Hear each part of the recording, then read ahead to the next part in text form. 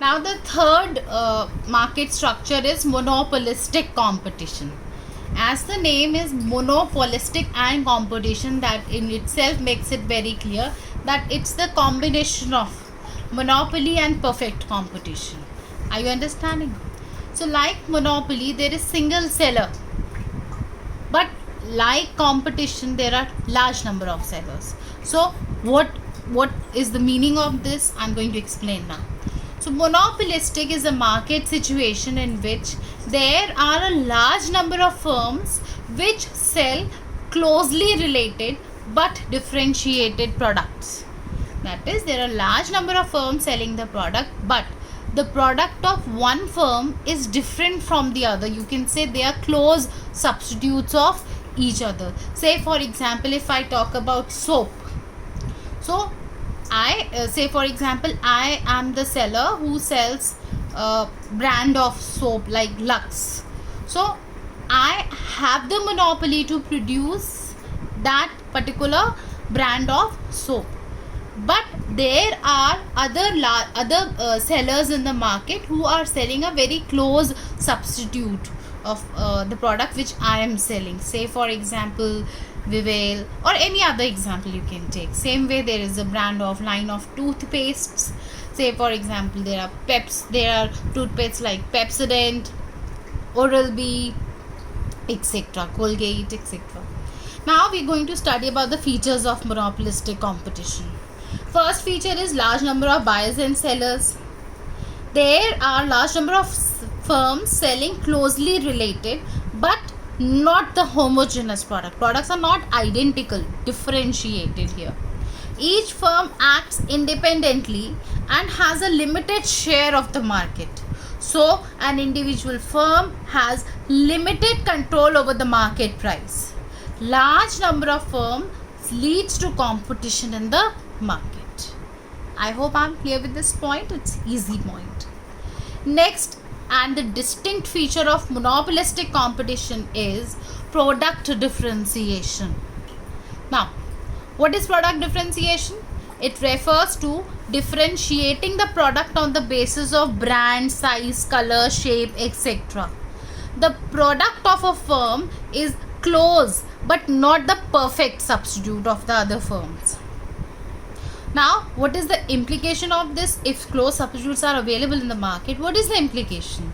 Now, the implication is that buyers of a product differentiate between the same products produced by different firms. Therefore, they are willing to pay different prices for the same product produced by different firms. Say for example, if I talk about shampoo brands, so one person gives preference to shampoo brand, say Dove, the other person gives the preference to L'Oreal. So they are ready to pay different prices for the same product of different firms. I hope I'm clear. This gives some monopoly power to an individual firm to influence the market price of the product. Now, if the consumer is satisfied with a particular brand, he'll not quickly switch over to the other. That is what gives them this power. We say that they have limited power to influence the market price. It is all because of their preferences which the consumers gives to the product. Now, firstly, the product may be differentiated on the basis of physical characteristics. That is physical appearance, shape, size, etc. Or it can be chemical components like quality, design, color, etc. Secondly, the products may be differentiated on the basis of conditions surrounding the sale of the product, like location of the seller, efficiency, credit facilities associated with the product he is selling. All these things are also a part of product differentiation.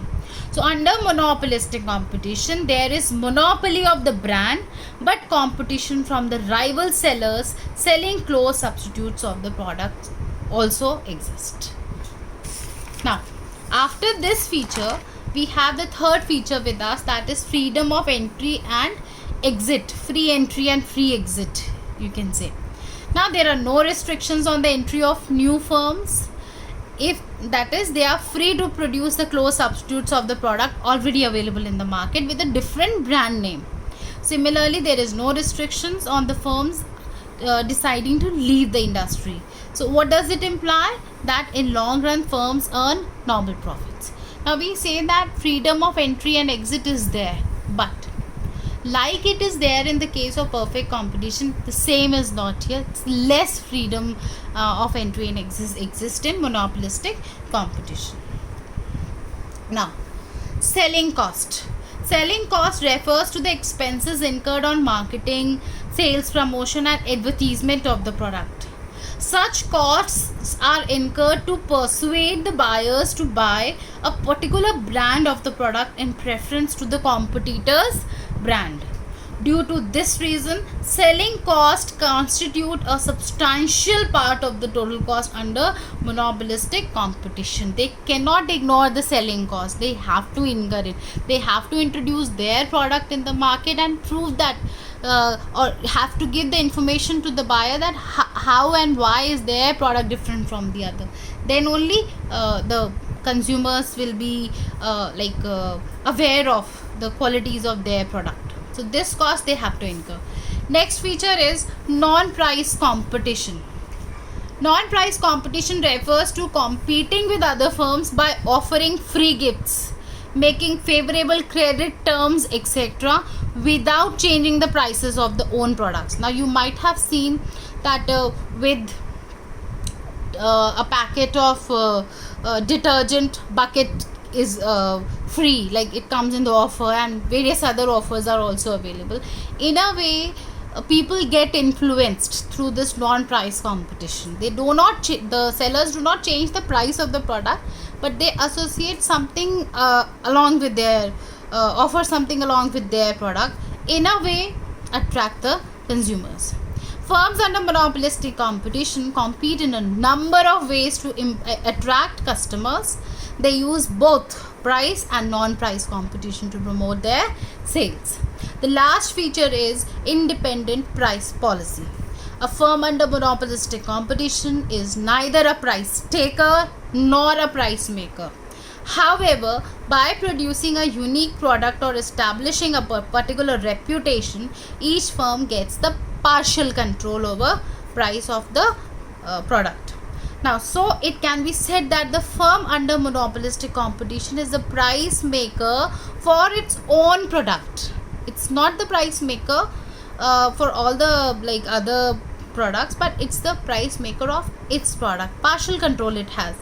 But the extent of power to control the price depends how strongly the buyers are attached to his brand. Now, like the demand curve of monopoly market, the demand curve of monopolistic competition is also downward sloping.